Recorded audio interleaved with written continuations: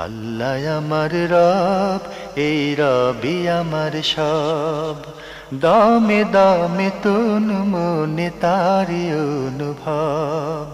তোমার দুনিয়াতে আমি যেদিকে তাকাই, অথই নিয়ামতে ডুবে আছি সবাই। পাক পাখালির গানে শুনি তসবিহ কালো রব, তসবিহ কালো রব। আল্লাহ আমার রব, এই রবি আমার সব। আসসালামু আলাইকুম, আলহামদুলিল্লাহ, আসসালাতু ওয়াসসালামু আলা রাসূলিল্লাহ। প্রিয় দর্শক, আপনারা যারা দেশে আছেন প্রবাসী, সবাইকে জানাই অনেক অনেক প্রীতি ও শুভেচ্ছা। শুরু হলো এনটিভি আয়োজিত এবং লাভ হলো নিবেদিত অনুষ্ঠান আপনার জিজ্ঞাসা। আপনাদের সাথে আছি আমি জয়নুল আবেদিন আজাদ, আর আপনাদের মনোজাগা প্রশ্নের জিজ্ঞাসার জবাব দিচ্ছেন বিশিষ্ট আলেম ডক্টর মোহাম্মদ সাইফুল্লাহ। আসসালামু আলাইকুম ওয়া রাহমাতুল্লাহি ওয়া বারাকাতুহু। প্রিয় দর্শক, চলুন তাহলে জিজ্ঞাসার জগতে। শুরুতে একটি ইমেল পাঠিয়েছেন সৈয়দুর রহমান, লিখেছেন, আমার প্রশ্ন কফি পান নিয়ে। কফি পান কি জায়েজ? একটি প্রতিবেদনে দেখলাম কফি এক প্রকার গাছের গোটা থেকে তৈরি। প্রথমে এই গোটা একটি প্রাণীকে খাওয়ানো হয়, তারপর সে হাগু করলে সেই কফির দানা বের হয়ে আসে, আর সেটা থেকে তৈরি অতি স্বাদের কফি। এখন এই কফি কীভাবে আমরা খাই? দয়া করে সেই উত্তর জানালে আমরা কৃতজ্ঞ থাকব। ধন্যবাদ আপনাকে। আপনি প্রশ্ন করেছেন যে কফি খাওয়া যাচ্ছে কিনা। কফি সম্পর্কে আপনার আইডিয়া যেটা উল্লেখ করেছেন সেটাও একটা অদ্ভুত আইডিয়া উল্লেখ করেছেন। আইডিয়া সঠিক নয়। প্রথম কথা হচ্ছে, কফি হচ্ছে এক প্রকারের ফল। এগুলো গাছে হয়, এগুলো বিভিন্ন প্রক্রিয়াজাত করা হয়। প্রক্রিয়াজাত করার বিভিন্ন পদ্ধতি থাকতে পারে। বাকি যেই পদ্ধতিতে যেগুলো পান করা হয় থাকে সেটা আমরা অনেকেই জানি। এর অনেকগুলো নাম আছে, অনেকগুলো পদ্ধতি আছে। সেগুলো এক প্রকারের পানীয়। অনেকে আছে যে কাঁচাও খায়, এটা কাঁচা খাওয়া যায়। আর এটা পানীয় আকারে এটাকে চায়ের মতো এভাবে খাওয়া যায়, না জায়েজ নয়, হারাম কি নিষিদ্ধ বিষয় নয়। এই প্রক্রিয়াজাতের ব্যাপারে আপনি একটা প্রক্রিয়াজাতের কথা উল্লেখ করেছেন, এটা বিরল একটা প্রক্রিয়া। এটা কারা করে থাকে আমি জানি না। যদি সঠিক হয়ে থাকে মানে তাহলেও যদি কফি সেটা আবার প্রক্রিয়াজাত করা হয়ে থাকে তাহলে খেতে কোনো বাধা নেই। আমরা জানলাম বিষয়টি সম্পর্কে। প্রিয় দর্শক, আরও একটি ইমেল পাঠিয়েছেন সৌদি আরব থেকে সুলাইমান, লিখেছেন, আমার প্রশ্ন হলো, রমজানে ইমামের পেছনে বিতর নামাজে কুনুত পড়তে হবে কি? এই প্রশ্ন নয়, কুনুত পড়বেন। এখন আপনি যে প্রশ্নটি করেছেন সে প্রশ্নের মধ্যে কিছু প্রশ্ন আছে। সেটা হলো, যদি ইমাম তিনি যদি কুনুত পড়েন আর যদি সেটা কুনুত জাহারি করেন তাহলে অবশ্যই আপনাকে ইমামকে অনুসরণ করতে হবে। ইমামের সাথে আপনি তামিন করবেন, শুধু আমিন আমিন বলবেন। আর যদি ইমাম সেটাকে জাহারি না করেন, ইমাম জাহারি না করে নিজে নিজে কুনুত পড়েন, তাহলে সেক্ষেত্রে প্রত্যেক মুসল্লি নিজে নিজেই কুনুত পড়বে। তবে রমাদান মাসে জামাতে যখন সালাত হয়ে থাকে তখন সুন্নাহ হচ্ছে, উত্তম হচ্ছে ইমাম সাহেব জাহারি করবেন, কুনুতটাকে জাহারি করবেন। দয়া কুনুতকে ইমাম জাহারি করবেন, আওয়াজ করে পড়বেন। এবং ইমাম সাহেবের যারা অনুসারী হবে তারা তামিন করবে, তারা আমিন আমিন বলবে, তারা ইমামের সাথে আমিন বলবে। যদি ইমামের সাথে কেউ তামিন করে থাকেন, আমিন আমিন বলে থাকেন, তাহলে তিনি আলাদা কুনুত পড়তে হবে না। কিন্তু যদি ইমাম সাহেব জাহারি না করেন, সরবে আওয়াজ করে যদি তিনি দয়া কুনুত না পড়েন, তাহলে সেক্ষেত্রে অবশ্যই প্রত্যেকটি ব্যক্তি কুনুত পড়তে হবে। এখন জন্ম সনদ দিয়ে খোলো বিকাশ স্টুডেন্ট অ্যাকাউন্ট, নিজের বিকাশ নিজে কর। আমরা খুবই গুরুত্বপূর্ণ বিষয়ে অবগত হলাম। প্রিয় দর্শক, একটি চিঠি পাঠানো হয়েছে মৌলভীবাজার থেকে, নাম প্রকাশে অনিচ্ছুক। আগের চিঠি 11 নম্বর প্রশ্নে আপনি লিখেছেন, আলেমদের যখন সাধারণ মানুষ শরীয়তের কোনো মাসালা জানার জন্য প্রশ্ন করেন, তখন তাদের মধ্যে কেউ কেউ তুচ্ছ তাচ্ছল্য করেন প্রশ্নকারীকে, এটা কি অহংকারের পর্যায়ে পড়ে না? মানুষ জানলে তো আর আলেমদের প্রশ্ন করতো না। যেমন আলেমরা কি ইঞ্জিনিয়ারিং বা ডাক্তারি জ্ঞান রাখেন? অবশ্যই না। আপনি একটি বিষয় উল্লেখ করেছেন। কোনো সন্দেহ নেই, তুচ্ছ তাচ্ছিল্য করার বিষয় নেই। যদি সেটা প্রশ্ন মানে ভ্যালিড প্রশ্ন হয় থাকে, মানে জানার জন্য প্রশ্ন হয়ে থাকে। আসলে প্রশ্নের তো বিভিন্ন ধরন আছে। মানে অনেকে প্রশ্ন করে থাকেন যে প্রশ্নের জন্য নয়, মানে আলেমকে টেস্ট করার জন্য। মানে তার এই প্রশ্ন বৈধ নয়। প্রশ্ন জ্ঞানের জন্য হলে অবশ্যই সেক্ষেত্রে তার এই প্রশ্ন তুচ্ছ তাচ্ছিল্য করার বিষয় নেই। জানার জন্য যদি হয়ে থাকে তাহলে উচিত হচ্ছে প্রশ্ন উত্তর দেয়া। কিন্তু তুচ্ছ তাচ্ছিল্য করা এটা জায়েজ নেই। এখন আপনি যেটাকে হয়তো তুচ্ছ তাচ্ছিল্য মনে করছেন, সেটা হয়তো তার কাছে তুচ্ছ তাচ্ছিল্যের বিষয় নয়, সেটাও হতে পারে। কারণ তিনি হয়তো মনে করেছেন যে এমন একটা প্রশ্ন করেছেন যে প্রশ্নটা আসলে প্রশ্ন হতে পারে না, এটা হতে পারে, অস্বাভাবিক মানুষের। সুতরাং কোনো ব্যক্তি নিজের ধারণাকে অন্যের উপর চাপিয়ে দেয়, এটা জায়েজ নেই। যেমন তাচ্ছিল্য করাও জায়েজ নেই, তেমন নিজের ধারণাকে অন্যের উপর চাপিয়ে দেওয়াও জায়েজ নেই। এখন প্রশ্নের উপর নির্ভর করবে আসলে কোন প্রশ্ন করেছেন। অনেক সময় প্রশ্নকারী নিজেই মানে আলেমকে প্রশ্ন করেন তাচ্ছিল্য করার জন্য। সুতরাং এই সমস্ত কারণে হয়তো অনেক ক্ষেত্রে দেখা যায় যে প্রশ্ন যুগ যুগ ধরে ওলামায়ে কেরাম আহলুল ফিকহ প্রশ্ন গ্রহণ করতেন না, বেয়াদবিমূলক প্রশ্নই গ্রহণ করতেন না। কারণ এটা আলেমদের মর্যাদার সাথে যেটা যায় না সেটা প্রশ্ন করা উচিত না। হ্যাঁ, তবে তাচ্ছিল্য করা, ইচ্ছাকৃতভাবে তাচ্ছিল্য করা, এটা অনুমোদন নেই, ইসলামে হারাম। আমরা জানলাম বিষয়টি সম্পর্কে। প্রিয় দর্শক, এবার ইমেলটি পাঠিয়েছেন সজীব হোসাইন। লিখেছেন, গরু বা হালাল পশুর অন্ডকোষ খাওয়া কি যাবে? এটা কি হালাল? হ্যাঁ, হালাল। অন্ডকোষ খেতে কোনো গুনাহ নেই।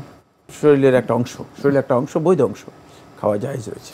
আমরা জানলাম গরু বা হালাল পশুর অন্ডকোষ খাওয়া হালাল, এটা খাওয়া যাবে। আমাদের হাতে একটি চিঠি, দীর্ঘ চিঠি পাঠানো হয়েছে দুনিয়া কলেজ, শনি রাখসা, ঢাকা থেকে। লিখেছেন, পরিপূর্ণভাবে শয়তান থেকে বেঁচে নিষ্পাপ ও আল্লাহর আনুগত্যের জীবন কাটানোর উপায় কি কি? শয়তানের খপ্পরে পড়তে হয় কোন জায়গা বা বিষয়গুলোতে? শয়তানের খপ্পর থেকে, শয়তানের ফাঁদ থেকে, শয়তানের কৌশল থেকে আল্লাহর বান্দা পরিপূর্ণভাবে মুক্তি লাভ করবে তখনই যখন সে ঈমানের সাথে মৃত্যুবরণ করবে। এর আগে কোনো সুযোগ নেই। শয়তান তো চ্যালেঞ্জ দিয়ে রেখেছে।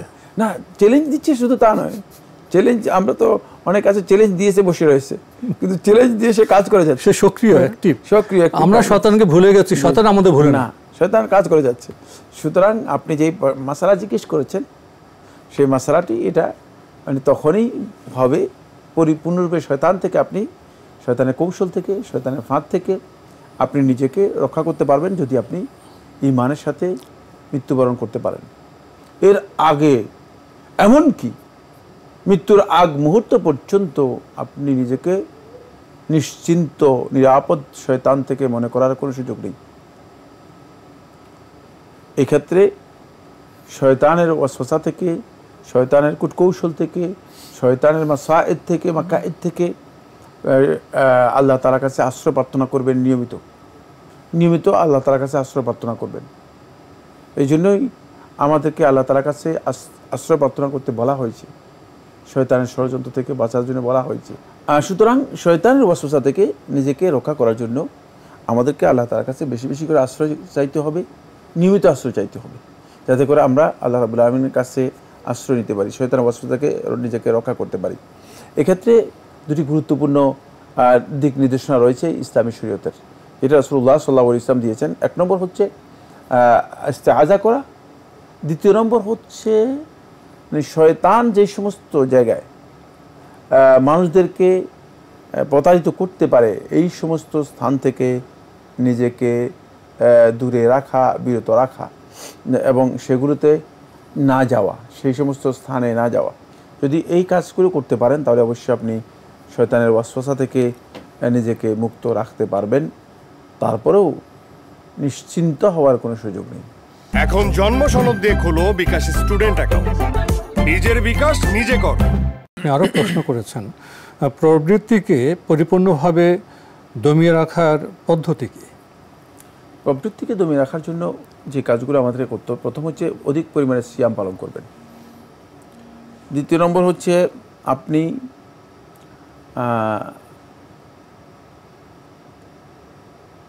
প্রবৃত্তির যে সমস্ত ডিজায়ার আছে, কামনা বাসনা আছে, লালসা আছে, সেগুলোকে পরিপূর্ণরূপে নিজের নিয়ন্ত্রণে নিয়ে আসবেন। প্রবৃত্তির চাহিদার বিপরীত কাজ করবেন, তাহলে প্রবৃত্তি কী হবে? অবদমিত হয়ে যাবে।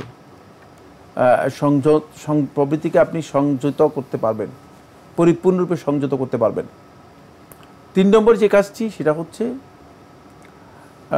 আল্লাহ রাসূল সাল্লাল্লাহু আলাইহি ওয়াসাল্লাম আমাদেরকে বলেছেন যে যেই সমস্ত কাজ প্রবৃত্তির এই ডিজায়ারকে উদ্বুদ্ধ করে অথবা এগুলোকে তাড়িত করে এদিকে নিয়ে যায়, সেগুলোকে বর্জন করা। যেমন নিজের চোখকে সংযত করা, নিজের জিহ্বাকে সংযত করা, লজ্জাস্থানকে হেফাজত করা, তারপরে তোহমত বা অন্যায় বা খারাপ কাজের কোনো জায়গায় উপস্থিত না হওয়া, যেখানে মানে খারাপের আশঙ্কা রয়েছে সেখানে না যাওয়া।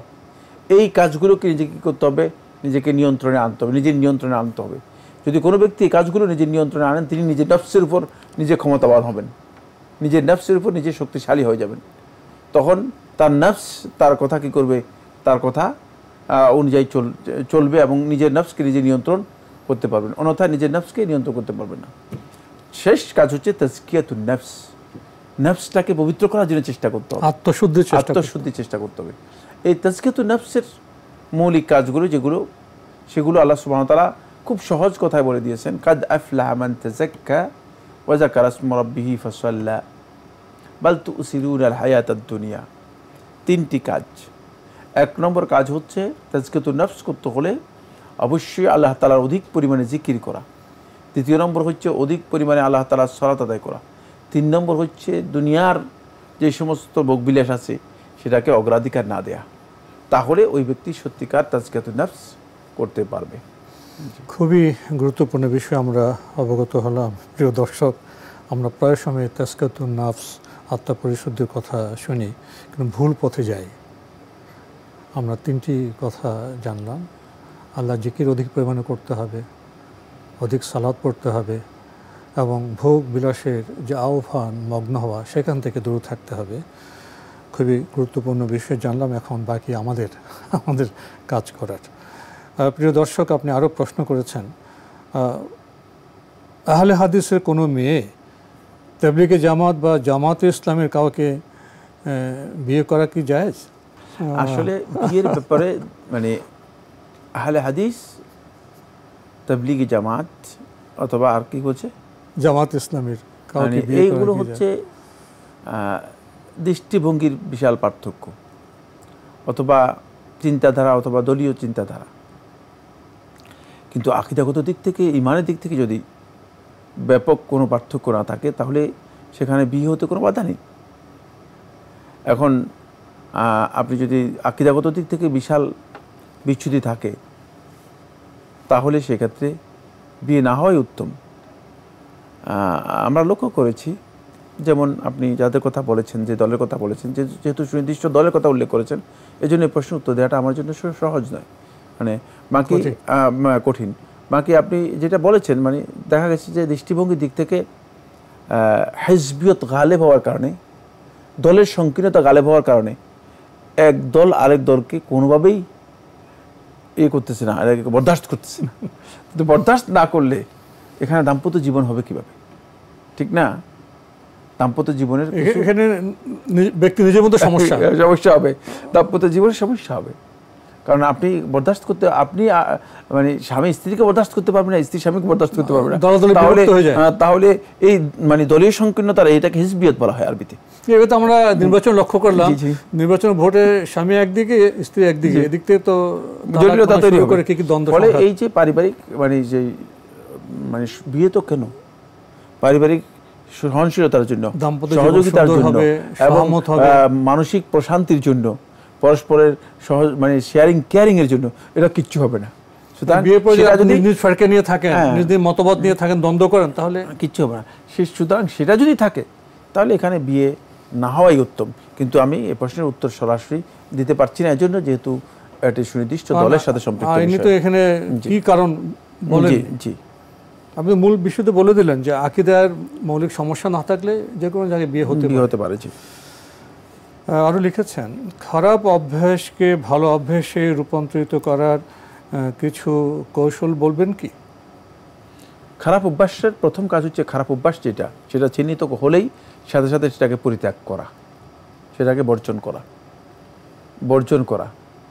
2 নম্বর হচ্ছে যেই কারণে খারাপ অভ্যাসটা আপনার হচ্ছে সেই কারণটাকে বর্জন করতে হবে। মানে কি কারণে হচ্ছে খারাপ অভ্যাসটা তৈরি হচ্ছে কেন? হতে পারে খারাপ সঙ্গের কারণে, তাহলে সেই সঙ্গ ত্যাগ করতে হবে। হতে পারে খারাপ পরিবেশের কারণে, তাহলে খারাপ পরিবেশ তৈরি করতে হবে। হতে পারে আপনার এই খারাপ অভ্যাসটা তৈরি হচ্ছে আপনার কোনো ঘাটতি আছে, সেই ঘাটতিটা পূরণ করতে হবে।